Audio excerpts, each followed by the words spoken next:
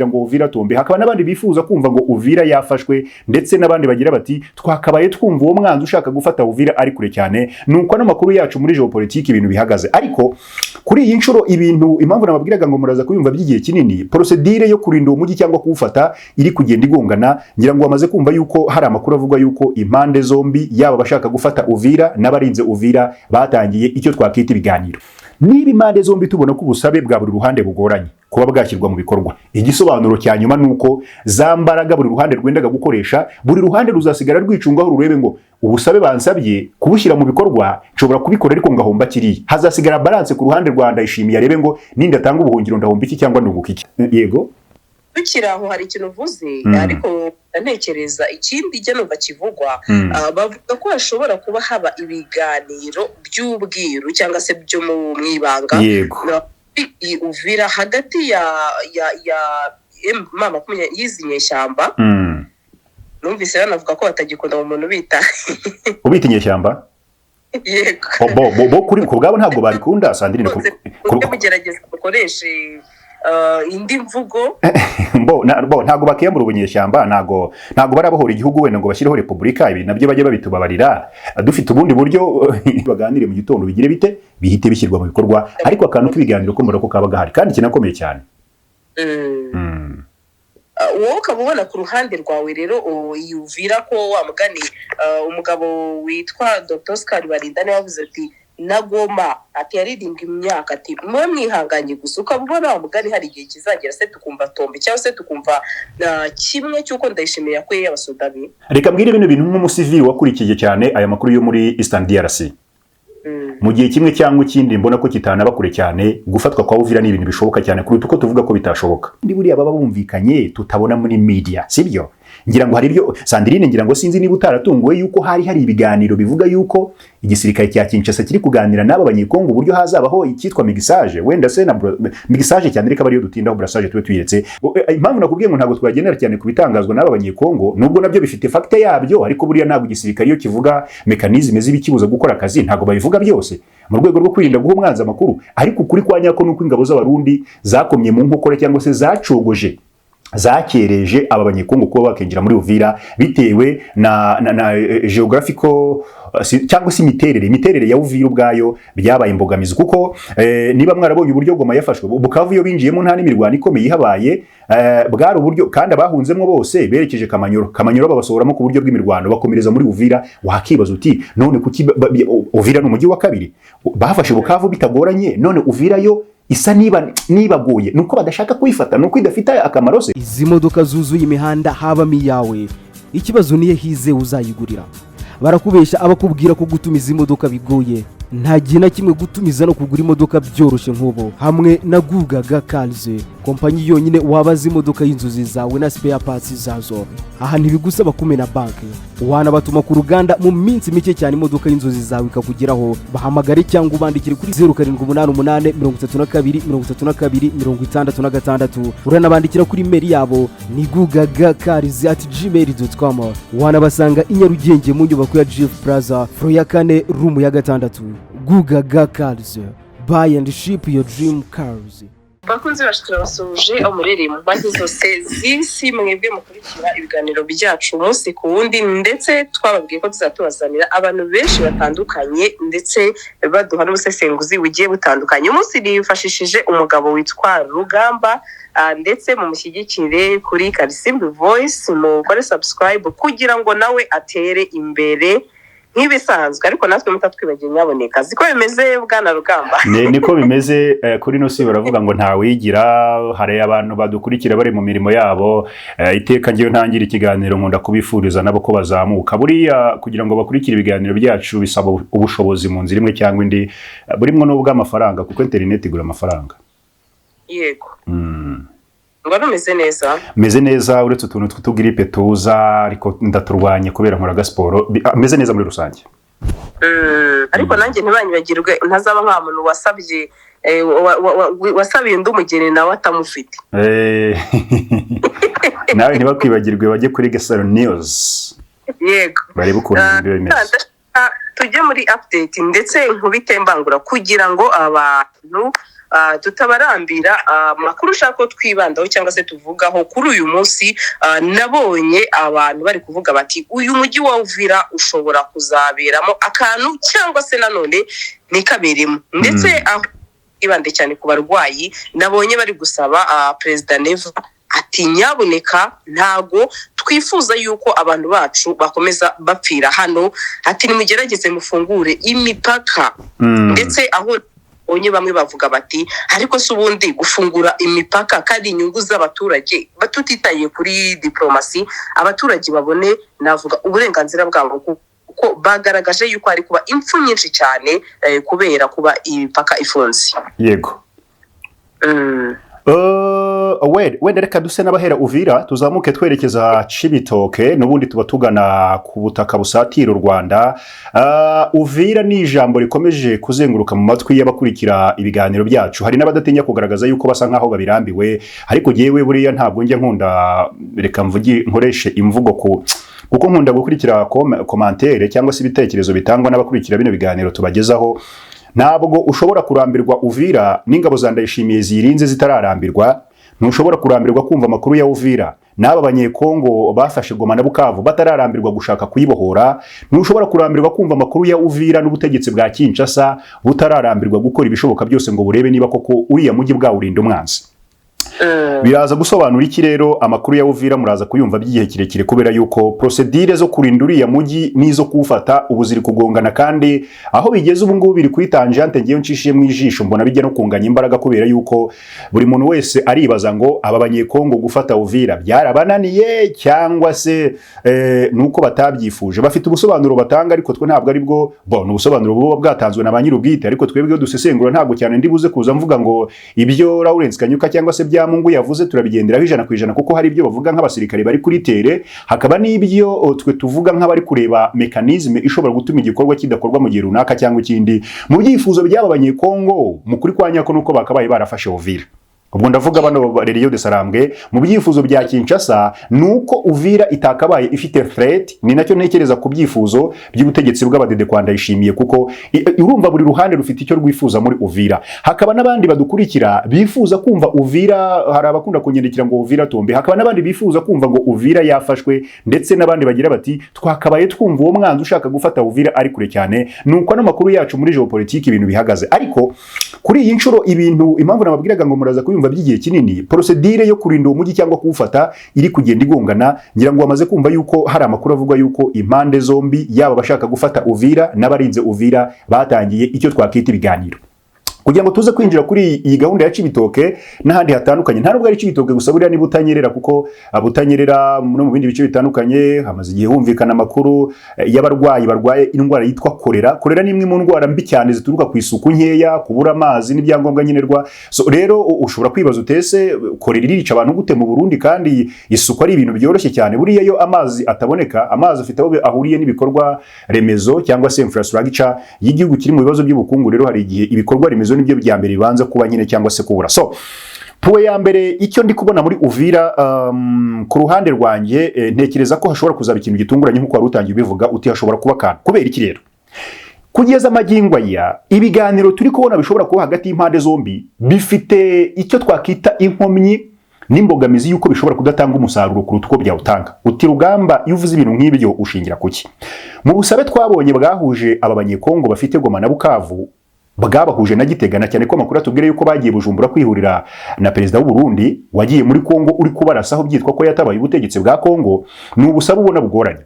Ndayishimiye yabahaye icyifuzo kimwe nuko nabo bari bamuhaye ibyifuzo bikubiyemwo yuko bagomba kwirinda kuzatanga ubuhungiro ku basirikari b'abanyekongo na les FDLR n'intera hamwe mu gihe baba bashatse kwinjira muri Uvira. Ubwo ni ubusabe tubona bwaturutse ku ruhande rw'aba abanye cyangwa se Rio de Sarambwe. Nubwo busabe bwabo buri mu bikubiye mu busabe bwabo. Ubundi busabe nabonye basabye nukugira bati shaka wenda yishimiye ukuntu wacu umubano n'ubutegetsi bwa Kinshasa. iyi urumva ni ingingo iremereye cyane ku butegetsi bw'abadede kubabwira ngo umuntu mwagiranye amasezerano ananditse mu bitabo afite n'amategeko yagenga, noneho habonetse undi mwanzi wa muntu mwagiranye amasezerano aciye ku ruhande ati ntidushaka gukorana n'uriya muntu. Were muri politike buno busabe bw'aba banyekongo burumvikana ko bufite inyungu zikomeye cyane ku Burundi, wenda butifuza kujya mu ntambara kuko busanzwe bwibereye mu bibazo by'intambara y'ubukungu, biragaragarira n'udashaka kubibona byo suko bihimba.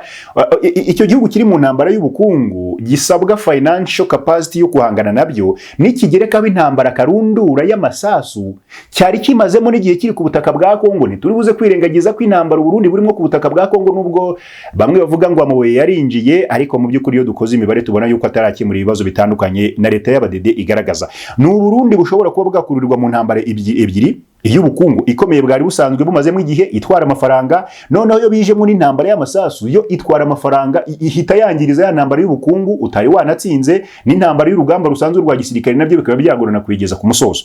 Aha harimo ikintu gikomeye ku mpande zombi rero. Ndayishimiye nawe yahise atanga ubusabe bw'uko aba banyekongo ngo bagomba kwirinda gukomeza kugwa mu gatego ko kumvikana ngo bameze nk'abari gukorana na leta y'u Rwanda. Ibi njya nkunda kubabwira ngo kufata aba banyekongo bavuga ururimi rw'ikinyarwanda ukabatandukanya n'u Rwanda, cyangwa se ugashaka icyo twakita fagite z'uko badakorana n'u Rwanda, njye kubwanjye nk'umusivile mbona ko ari ugutandukanya amazi n'ifu. Ibi mbivuze nkarekeraho, wahita uvuga uti none niba uvuze ko batatandukana u Rwanda rufasha abanyekongo. Ntabwo aricyo nshatse kuvuga. Aba banyekongo mu mimerere yabo, tutagendeye kuri ibi bintu by'amateka byaje bigatandukanya imipaka, naho batandukaniye n'abanyarwanda, kuko amateka twereka ko biriya byari ibice by'u Rwanda. Sibyo Sandrine? Aka kanya umuntu aje mu gipangu cyawe bitewe wenda n'ubutaka waguze ukaburengera, ariko abana wabyariye muri icyo gipangu bakakigabanyamo kabiri, n'ubundi gice cyagiye hakurya ntikirakuraho yuko babana wabyariye muri ubwo butaka batarabugabanya. Ntago biri bubabuze kwitwa abana ba Sandrine, bafite umuco wa Sandrine, bavuga ururimi rwa Sandrine, nubwo nyine byitwa ko bashyizwe mu bundi butaka bwo hakurya bitewe n'uburyo igipangu cyawe cyagabanyijwe. Niko abanyekongo bavuga ururimi rw'ikinyarwanda rero bameze. Ujya ubona hari abo bajya bafata bakahita bavuga yuko ari abasirikare ba RDF, ugasanga umwana w'umusirikare bafashe aravuga ikinyarwanda, afite umuco wa kanyarwanda, ibintu byose. Biriya rero kuba Ndayishimiye yabwira abanyekongo ngo ntidushaka ko mukomeza kugirana imikoranire n'abanyarwanda, kereke bikunze ubwo gahita biyambura ruriya rurimi rw'ikinyarwanda. Ariko se bariyambura ururimi, biyambure na Masisi, biyambure na hariya muri Nyiragongo. Ni ibintu ubona ko ni ubusabe bugoye ku ruhande rwanjye. Nabonye yuko ubusabe bw'impande zombi burakomeye. N'aba banyekongo basabye leta y'abadede kutazatanga ubuhungiro kuri FDLR n'interahamwe, kandi tubwirwa ko nyinshi zamaze kwambuka ziratuye. Niba ukurikira itangazamakuru ry'i Burundi, hari abanyamakuru bigeze kubaza uriya perezida ngira ngo ni perezida w'umutwe w'inteko ishinga amategeko n'uwitwa Geraze Ndabirabe, baramubajije bati dufite ikibazo kinini cy'abanyekongo. Babaje nk'ababariza abanyekongo binjiye bafite akarangamuntu ko muri Kongo, ariko baravuga ikinyarwanda, nibo bagura Bujumbura, nibo batuye Bujumbura. Umutegetsi w'u Burundi yarabashubije ati namwe muterura amafaranga yanyu y'amarundi mujye kugura hariya muri Kongo, mwe kujya mubaza ibibazo nk'ibyo ngibyo. Bisobanuye ngo aba banyekongo bari kwifuza yuko leta y'abadede idatanga ubuhungiro kuri izo FDLR n'interahamwe, idatanga ubuhungiro kuri Wazalendo, idatanga ubuhungiro kuri FARDC. Nabyo ni ubusabe ariko ubona yuko butapfa gushoboka, na cyane ko mu mategeko mpuzamahanga umuntu waguhungiyeho ngira ngo agena yuko ugomba gutanga ubwo buhungiro rwose. Urumva ko n'ubusabe n'ubusabe nabwo wumva ko butapfa gukunda. Bivuze iki rero?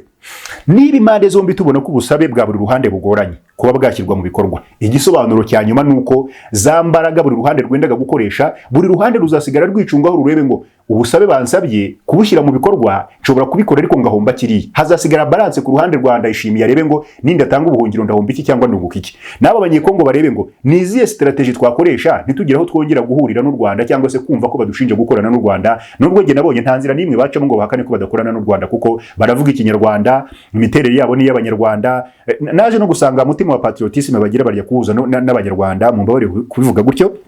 Ubwo rero ikiraba gisigaye no kureba. Kandi Sandrine ndagira ngo nkubwire ikindi kintu abantu batajya bavuga, kuba abanyekongo batarinjiye muri Uvira ntituzigire tubeshya yuko biri ku bushake bwabo. Ingabo z'u Burundi zababereye ibamba hariya mu buhe buryo.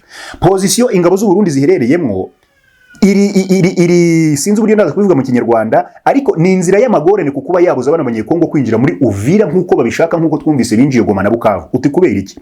Bafata Goma, bafata na Bukavu, bari bizeye neza yuko igice cyo hakurya y'umupaka hatari threat cyangwa se ikintu icyo ari cyo cyose gishobora kubabangamira, kuko ni ku bice by'u Rwanda, ni ku bice bya Uganda.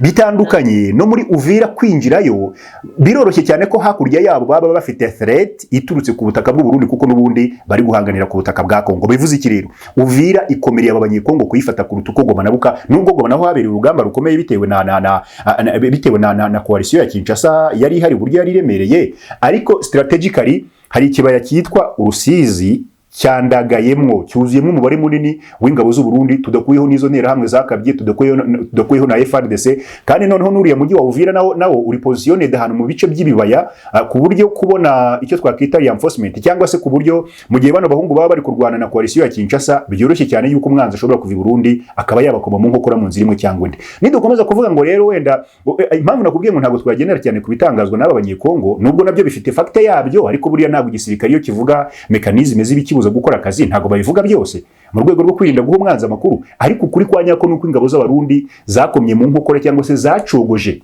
zakereje aba banyekongo kuba bakinjira muri Uvira bitewe na geographical cyangwa se imiterere ya Uvira ubwayo byabaye imbogamizi, kuko niba mwarabonye uburyo Goma yafashwe, Bukavu yo binjiyemo nta n'imirwano ikomeye ihabaye, bwari uburyo kandi abahunzemo bose berekeje Kamanyoro babasohoramo ku buryo bw'imirwano bakomereza muri Uvira. Wakibaza uti none kuki Uvira n'umujyi wa kabiri bafashe Bukavu bitagoranye, none Uvira yo isa nibagoye nuko badashaka kuyifata, nuko idafite akamaro se? No, Uvira kuyifata yego tukiraho hari ikintu uvuze, ariko ntekereza ikindi ijya numva kivugwa, bavuga ko hashobora kuba haba ibiganiro by'ubwiru cyangwa se byo mu mwibanga Uvira hagati ya mama yizi nyeshyamba.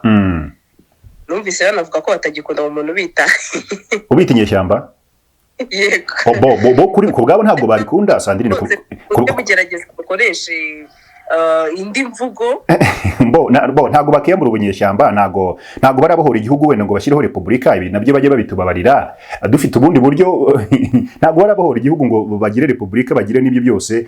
Ubundi hari n'abavuga bati ariko n'ubundi nta kubita inyeshyamba ntibisoundinga neza, niba ari abantu badiringa na Loni bakadiringa n'iyo miryango yindi mpuzamahanga, ati hagakwiye gushaka indi mvugo, ariko ubwo wenda sinzi niba tuzakomeza turebe ibishoboka. Tujye tuvuga wa mugani hari ujya numva akoresha ngo n'aba bagabo nuko bidaramatiza, ariko baracyari inyeshyamba byo nzi ko ntawe wabaciye nk'amabere kubivuga. Urumva rwa bivugwa ko rero bashobora kuba ari ukuntu bajya baganira, ati rero bikaba biri mu biganiro, akaba ariyo mpamvu mama 23 ishobora kuba yaranze guhita imanuka ngo ifate uyu mujyi kubera ko bikiri muri process y'ibiganiro hagati yabo n'uyu mugabo witwa Ndayishimiye. Yego, umuntu avuze ibyo ntabwo yaba agiye kure y'ukuri. Impamvu ibyo bintu nabishimangira cyangwa nkavuga ati nibyo birashoboka, n'ibitero by'ingabo z'u Burundi zijya guhangana n'aba banyekongo, rimwe na rimwe coalition ya Kinshasa hari aho igenda yonyine ntitwumvemo ingabo z'u Burundi, kandi ingabo z'u Burundi ziriyo ku bwinshi. Bivuze ngo Ndayishimiye ino situation ngenda nabonye ko ari no kugerageza kuyijera pe, mujye mumbabarege nimbivuga gutya, hari abavuga ngo no munsi ngo nge nta muntu mvugira hano, nta wamembye ngo nge muvugira, mba ndi kwirebera ibiri kuri tere.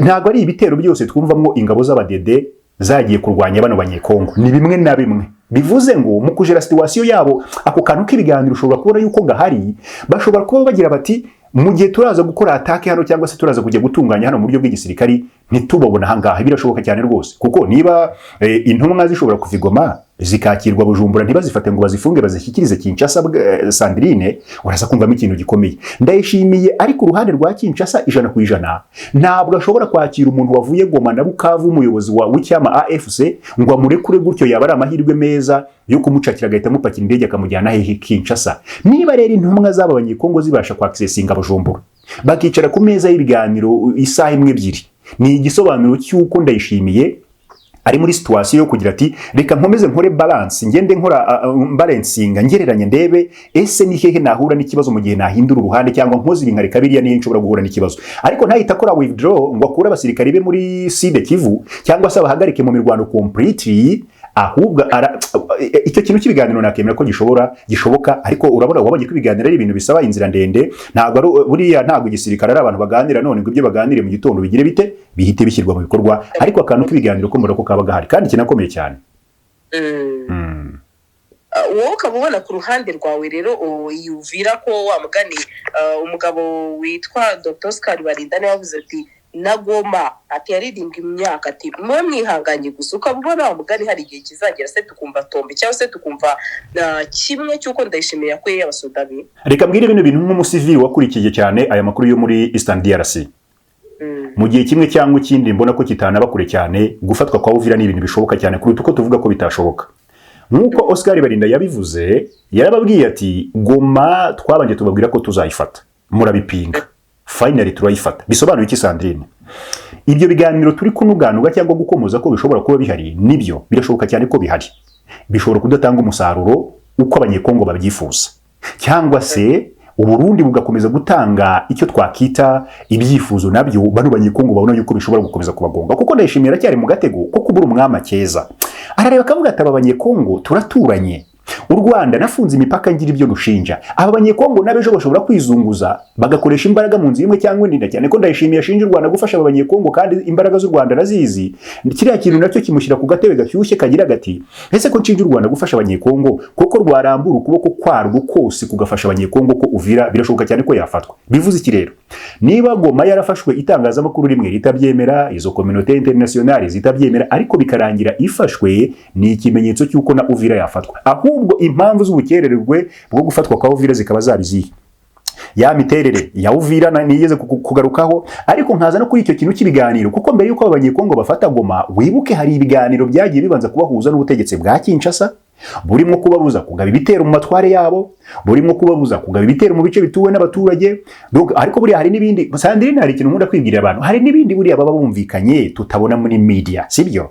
Ngira ngo hari ibyo Sandrine, ngira ngo sinzi niba utaratunguwe yuko hari ibiganiro bivuga yuko igisirikare cya Kinshasa kiri kuganira n'abo banyekongo uburyo hazabaho ikitwa mixage, wenda se na mixage cyane reka bari yo dutindaho brassage tube tuyiretse, ariko byavugwaga yuko mu biganiro banga byajyaga bikorwa Kinshasa yadiringaga n'aba banyekongo kuzavanga ingabo. Kinshasa rero byarayikoroze bigiraho birayicangira byanga, ibyanze ngira ngo warabibonye uburyo abahungu bisarambwe bahise babigenza hano Igoma na Bukavu. Mu byo rero Ndayishimiye bamusaba twe kano kanya tutamenya byose twumva duke buriya nge nkunda kubabwira twebwe dutangaza ibyo impande zibyemerewe zemeye ko dutangaza, ariko hari byinshi biba biri nyuma y'amarido tujya twumva nyuma biruzanze ugasanga uruhande rumwe ruvuyemo urundi barabidutangarije, haba hari ibindi biremereye. So gufata Uvira possibilité yabyo irashoboka cyane nubwo hari izo mechanisme, ariko revolutionary army nta revolutionary army nimwe idahura n'imitego yo kuba yabohora gace cyangwa yakigarurira gace. Nabo banyekongo rero bagomba guhura nizo obstacles, ariko buriya baba bicaye bagira bati niba twarasezeranyije abanyekongo kubabohora, buri icyo baba barangajwe imbere nacyo no kumakinga shuwa ngo nubuhe buryo twakoresha were dutangiye inzira y'ibiganiro kubagayininga n'u Burundi, reka tudiringe, ariko aho bizangira buriya bajya kuganira ariko bari gushaka indi strategy cyangwa indi plan B, bagira bati were ibiganiro nibyanga none ubwo nuguhita tumakinga shuwa ko ibitambo bigiye gutangwa kuko nta rugamba buriya rutagira ibitambo, icyo tugomba no kucyemera. Yego. Uyu munsi mbazaniye inkuru nziza. Benshi baza mu Rwanda bibaza bati nihe twarara cyangwa se twamara ikiruhuko cyacu. Igisubizo nta kindi ni Rob's Meadows Villa Apartment. Iyi ni apartment iherereye hano ku kibuga cy'indege neza, ndetse by'akarusho nibigusaba gukora urugendo. Tubafitiye services zitandukanye aho tubaha abashoferi ndetse dufite n'abakozi babafasha igihe muri kuri iyi apartment. By'akarusho kandi twabatekerejeho kuko hari na piscine, hari aho wicara wumva amahumbezi. Reka nkubwire ngo abafite itsinda rinini namwe twabatekerejeho, duhamagare kuri no nimero 0788 93 24 14. Rob's Meadows Villa Apartment, niwajura igisubizo.